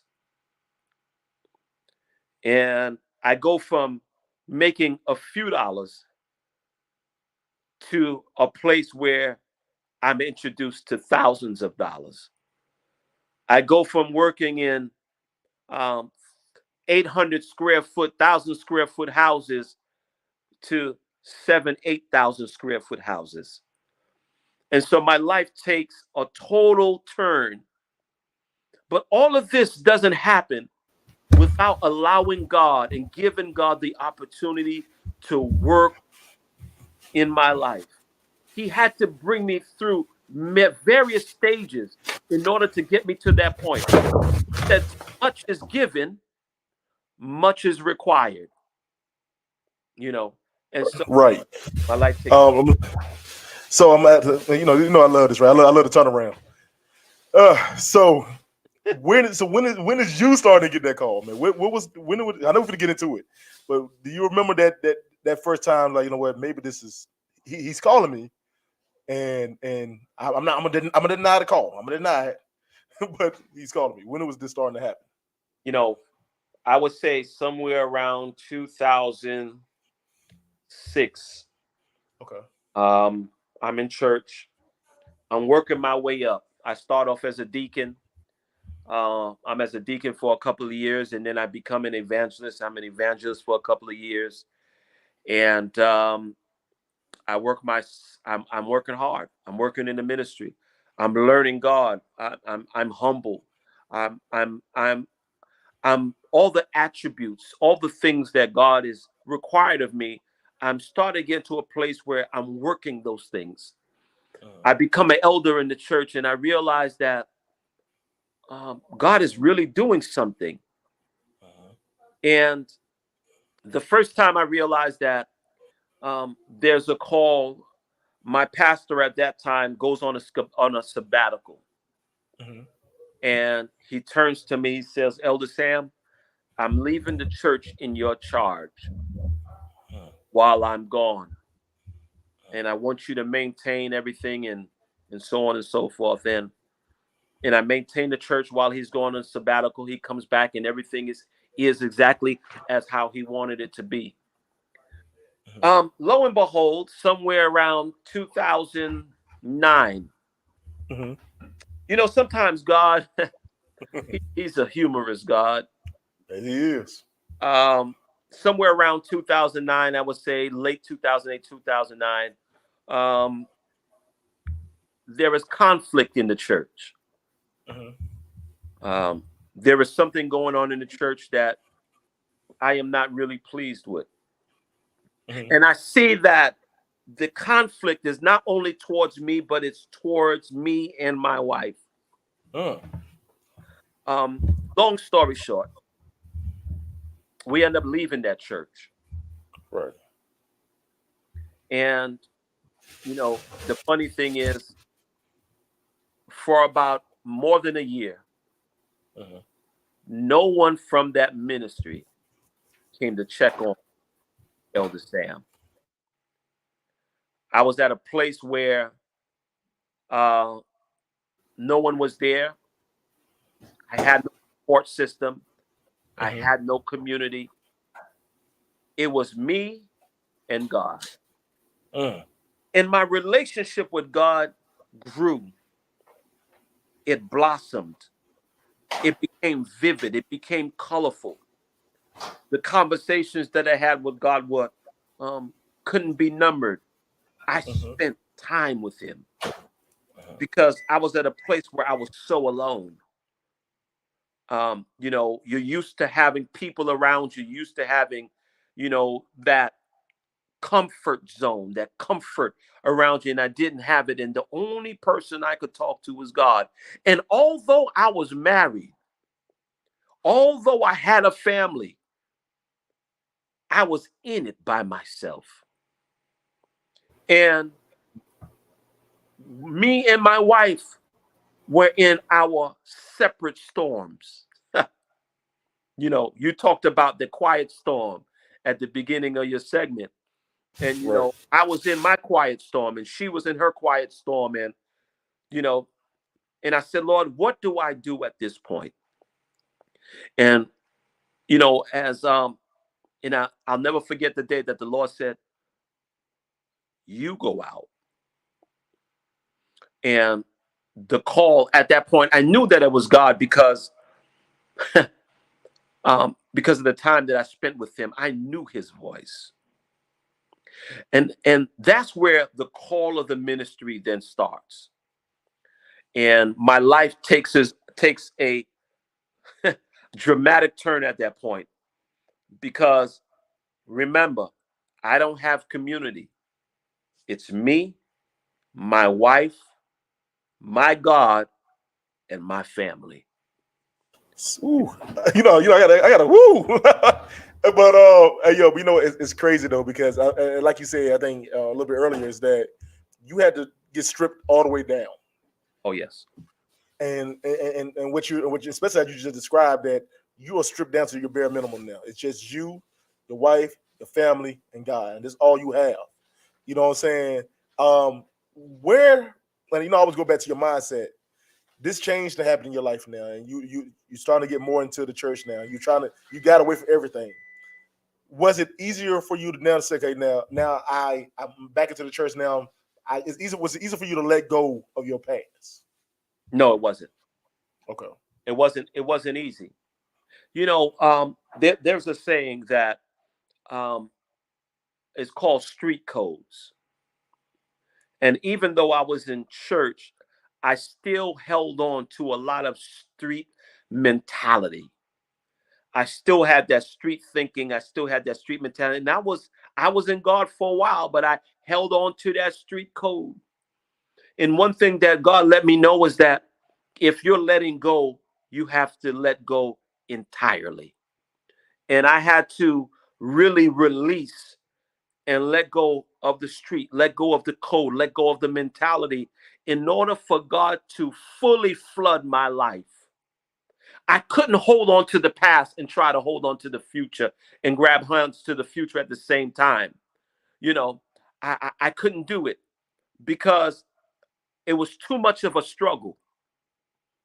And so I decided that I got to let it go totally and walk totally away from my past. As I walk away, the new things start to happen. As I walk away, God starts to give me direction, give me instruction, how to, and I'll use this analogy, how to start to decorate my spiritual room, Uh, And sometimes we we live in homes, but we don't decorate. In other words, we're not pleased with where we're at, you know. And God said, if this is where you want, start hanging the furniture, start dressing it up, you know. And I was pleased at where I was at that particular point, and God showed Himself to me, And so the call moves. I start to establish the church, right. and I said, God, I don't have nobody. Who's going to help me? And the Lord said, I've got people in place for you. And establishing the church back then, this is 2010, everything that I needed was provided. God does not give you vision without provision. And because He gave me vision, everything that I needed was provided for. It was smooth and it was instantaneous. And I started to move into my pastoralship. And I understood some of the things, that you have to have covering. You have to be accountable. You have to have leaders. You have to have community. You can't do it by yourself. And so that's where I get connected with my now bishop and go from there. Oh man, like I love this, man. I love this journey for you, man. I feel like I might need a cigarette break, but but no, man. I love the story, man. I love this right here, man. And I'm gonna ask this. I'm gonna ask you. There's one question I'm gonna ask, and yes. I already know that your representatives are gonna jump in and say this one, but where and I remember having this conversation with you on my last show.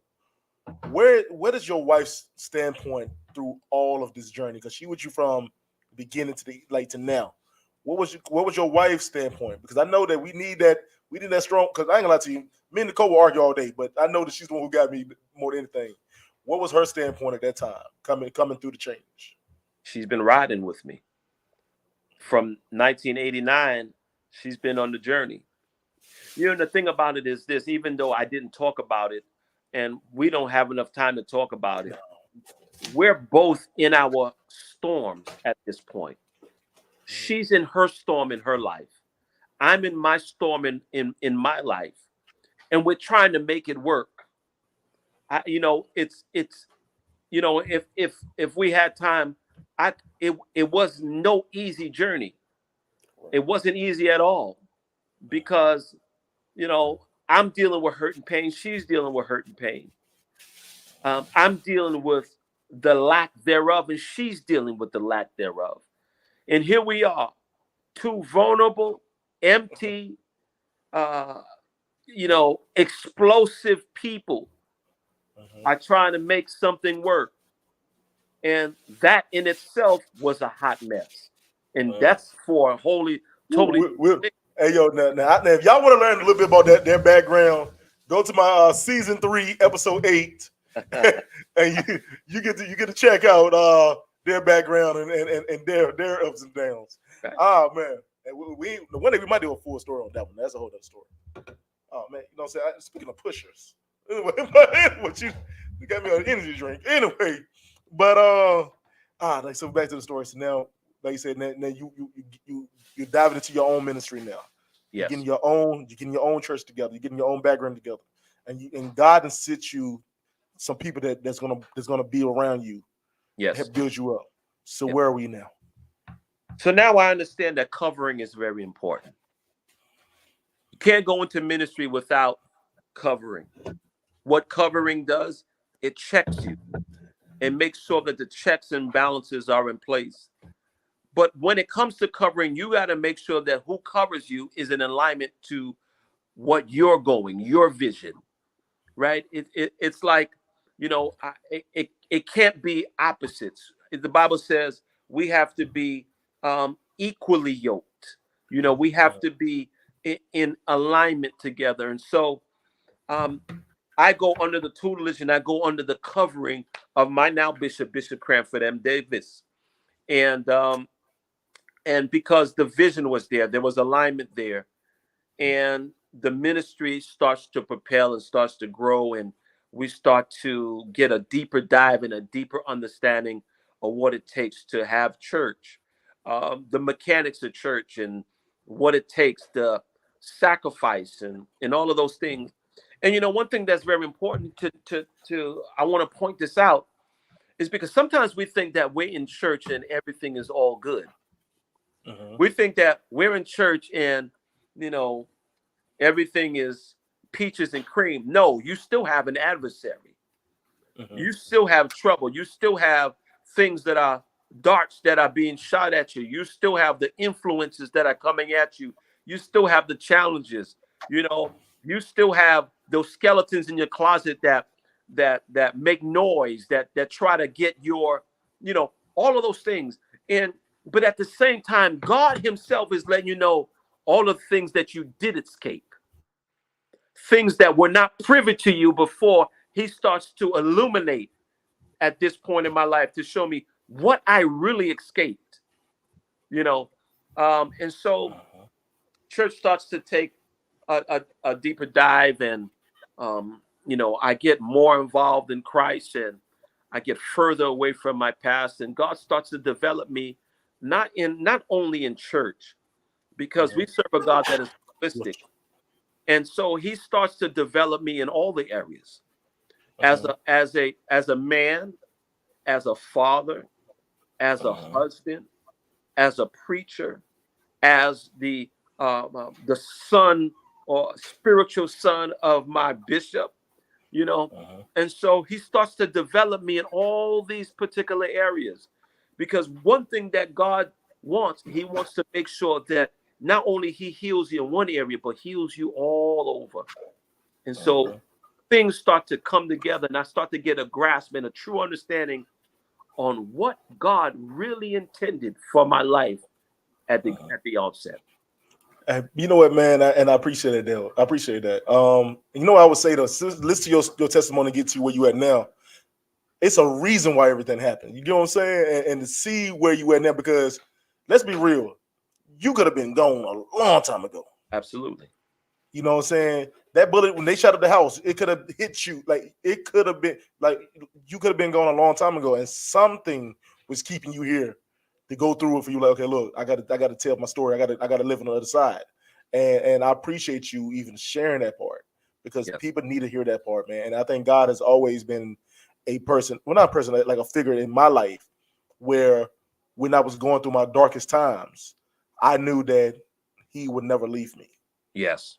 You know what I'm saying? And even when I felt like everybody went away from me, he always was the one I knew I could turn to no matter what. And I might have been mad at him at that time, but I knew that he brought me back into where I need to be.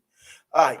So, can I say, that is so real right there. You said that even when I was mad at him, and I think one of the things, and that's so real and that's so transparent, that that we all go through our stages where we're not on one accord, or we're not in congruence with God. Yes, we go through cycles and stages in our lives where we don't understand, and I'm upset and I'm mad at God and so on and so forth. But I'm grateful that he's the type of God that doesn't give us back what we gave him, And so, yeah. I've gone through many of the stages. And the funny thing is, there were many, when I look at it now, there were many instances that the enemy tried to take my life, but I survived them because of the grace of God. And the grace of God was on my life even back then, because there are things that I should not have survived. A lot of people that was with me in the game became, look at this, they were drug dealers, and then they became drug users. Hey, come on now, that's the part right there. Some of these guys are just now getting out of prison after 30 years. And so when we look at this, I see how the hand of God was on my life, how he kept me, how he contained some of the things that, sometimes God doesn't stop everything from happening, but he limits the exposure. Mm-hmm. He limits the exposure. And so, yeah, I'm All right. encouraged. All right. So I gotta. We getting close to 2 hours. I gotta stop Yeah, this. yeah, Anyway, but before we get ready to end, I gotta ask about how we got into with J Sam's Ministries, and your team. How do we get into having our own? I mean, from production to shows to now we doing karaoke nights, and then we doing what I'm saying, music and all the stuff, man. And you and your wife is doing the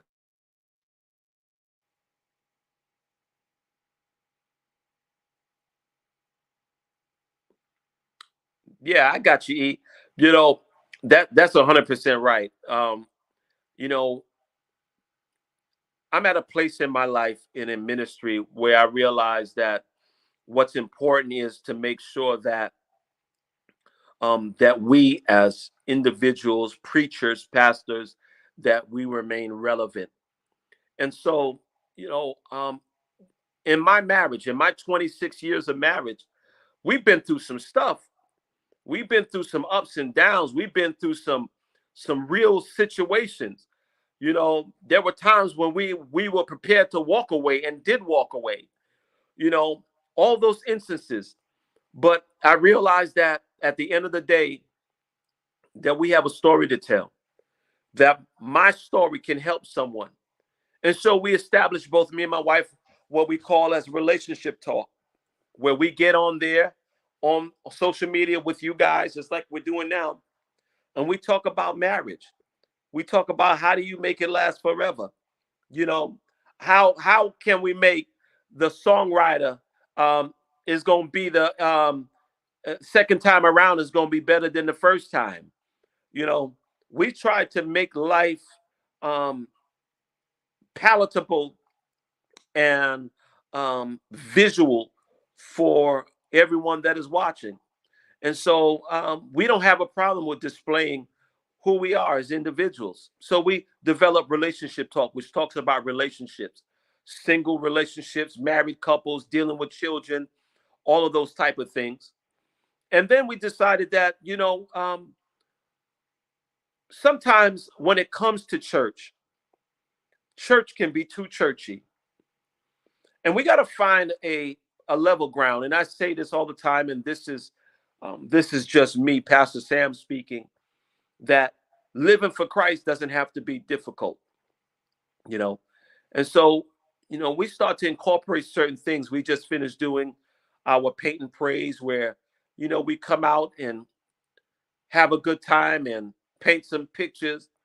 Because at the end of the day, one thing that is so very important is to know that community is important.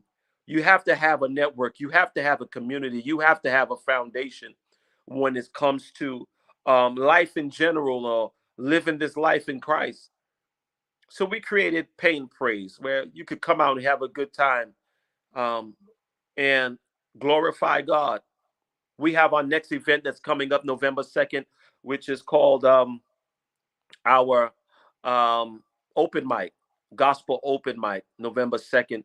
It's going to be at the church. And, you know, at that particular juncture, it's just, you know, those with gifts and talents who come to glorify God how they see, so that's going to be whether through spoken word, liturgical dance, whether you're going to come and sing praise and worship, or you might be a gospel rapper or whatever it is. We invite you, and we coming in to have a good time in Christ, and so that's where we're at with that at that point. And so, yeah, J Sam Ministries is a ministry. It's a culture for all people, no matter where you are in your walk in life. We just want to make sure that we love on everyone, and everyone deserves to have a place, have a home.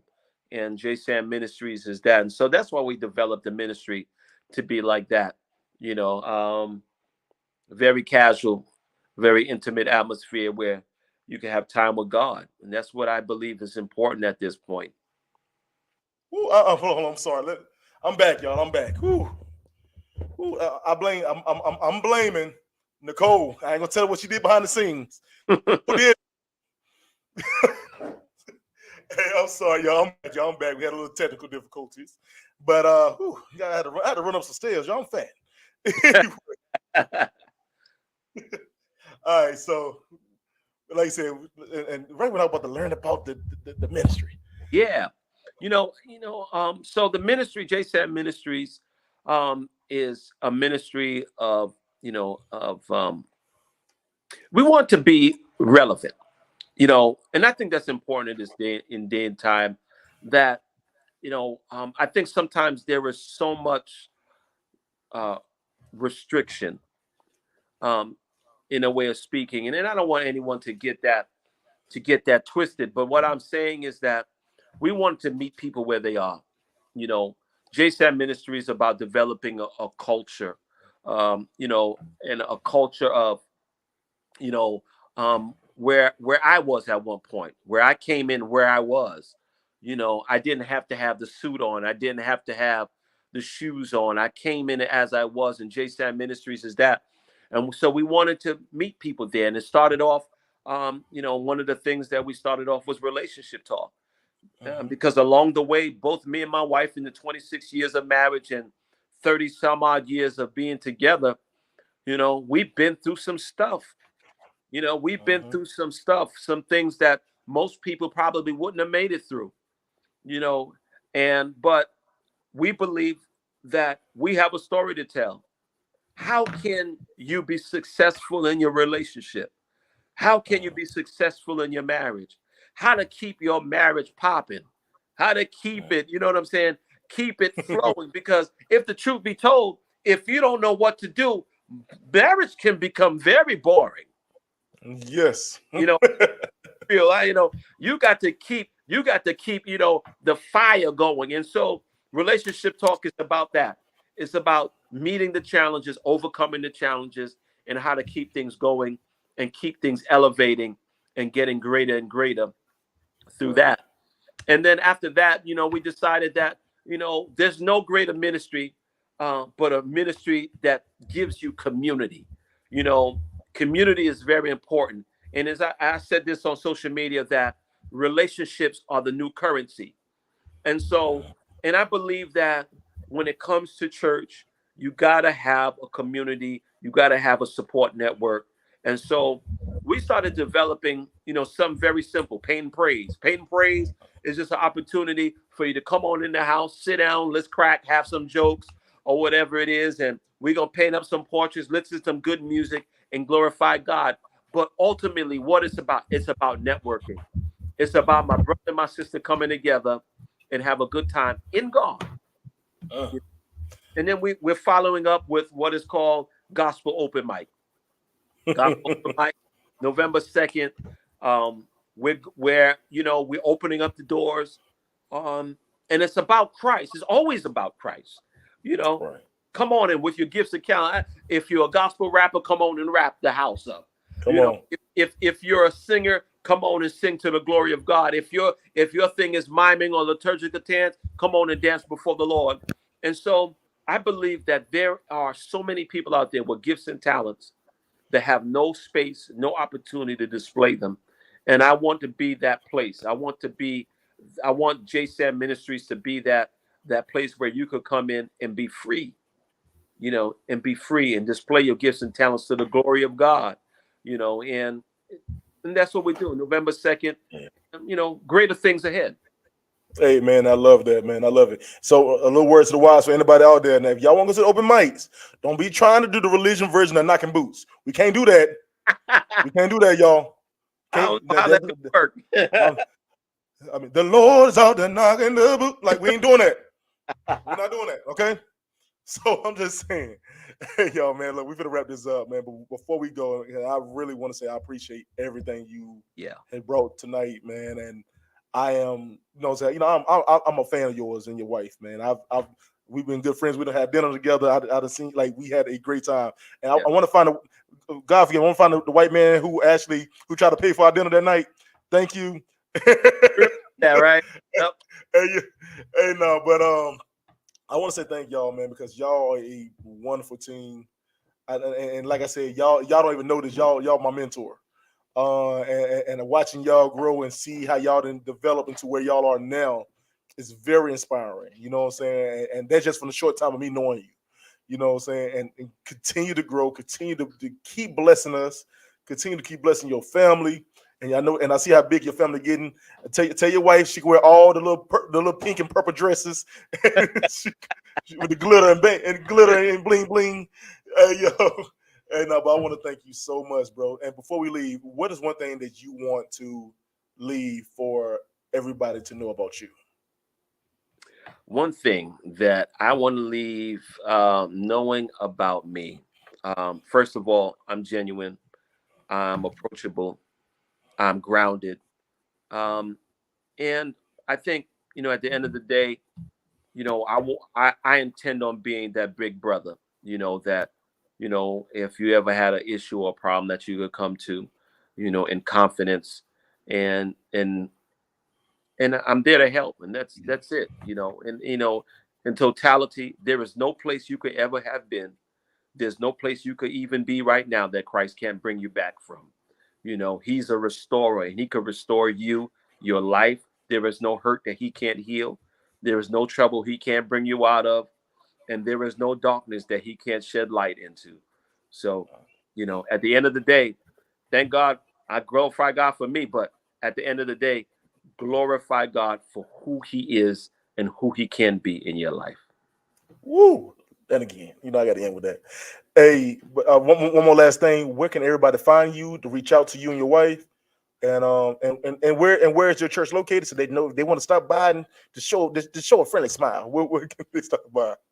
Well, guys, if you want to check J Sam Ministries out, you could come on down to 5609 Departure Drive in Raleigh, North Carolina. Our services at 11 o'clock. And you can always reach out to us on our social media platforms. Facebook, you can catch us, J Sam Ministries. You could reach out to me on my personal page, Jimmy Sam. You could reach out to my lovely wife, LaShawn Sam, and so we're all over everywhere. You can reach out to us and send us a shout out, send us a friend request, and let's go ahead and link up. That's how I believe it. Oh man, I love it, man. I love it. I love it. Let me do my closing. This is your little big brother Eric G, man. I want to thank the wonderful, the talented, the blessing, Mr. Pastor James Sams. I call him Jimmy. Thank you, big bro. Thank you for being on the show. I want to thank your lovely wife, LaShawn Sam, because I know she's behind the scenes making it all happen. Hey, and also, man, I want to thank each and every person who was in the comments, each and every person that liked the video, watched the video, skipped past the video, came back to it, and look at it again. I want to thank you all. I want to thank my wife for unplugging the internet, but it's neither here nor there. But I want to thank you so much. Check out this show plus many more, and I'm gonna tell everybody, look.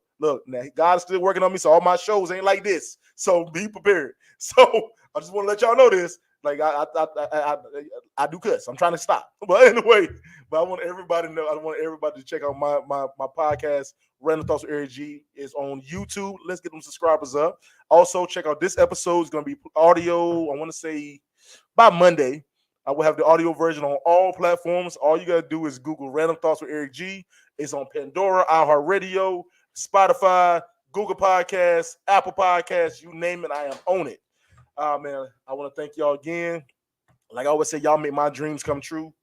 And last but not least, God bless you. Peace.